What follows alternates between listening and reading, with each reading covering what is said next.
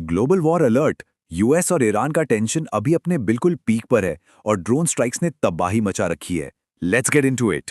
जरा टाइमलाइन पर गौर कीजिए, हालात बिगड़े कितनी तेजी से हैं।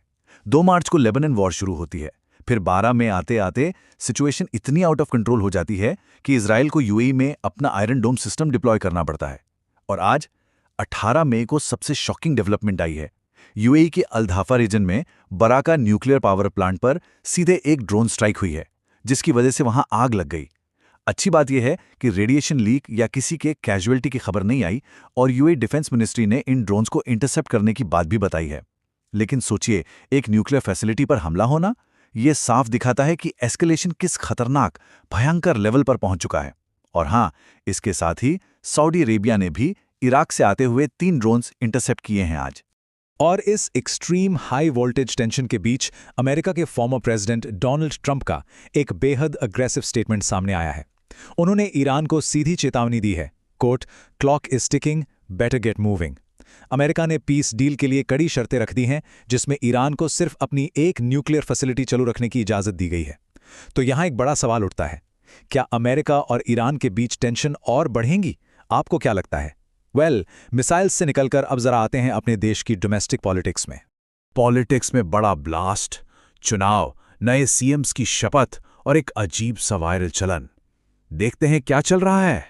सबसे पहले साउथ की बात करें तो एक्टर टर्न्ड पॉलिटिशियन जोसेफ विजय ने ऑफिशियली तमिलनाडु के चीफ मिनिस्टर पोस्ट की शपथ ले ली है। यह अपने आप में एक बहुत बड़ा हिस्टोरिक मोमेंट है। लेकिन वहीं दूसरी तरफ ट्रिशा कृष्णन और सूर्या की एक नई फिल्म आने वाली थी, करूपू। अचानक से इसके स्पेशल मॉर्निंग शोज कैंसिल हो गए, जबकि रिपोर्ट्स तो ये बता रही थी कि नए सीएम विजय की तरफ से इनको पहले ही अप्रूवल मिल चुका था। अब इस सडन कैंसिलेशन ने और सीएम विजय की फैमिली के शपथ ग्रहण में ना आने ने इंटरनेट पर डेटिंग रूमर्स और पॉलिटिकल गॉसिप को आग लगा दी है। तो आपका क्या मानना है, एक्टर विजय पॉलिटिक्स में सक्सेसफुल होंगे या नहीं? और थोड़ा और नीचे केरला चलते हैं। वहां की पिक्चर भी अब पूरी तरह बदल चुकी है। कांग्रेस लीडर वीडी सतीसन ने केरला के सीएम पद की शपथ ली और उनका नया 20 मेंबर्स का काउंसिल ऑफ मिनिस्टर्स फॉर्म हो गया है।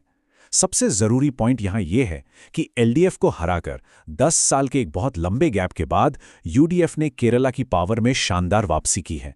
स्टेट लेवल पर यह वाकई में एक मैसिव पॉलिटिकल शिफ्ट है। अब चलते हैं सीधा उत्तर प्रदेश।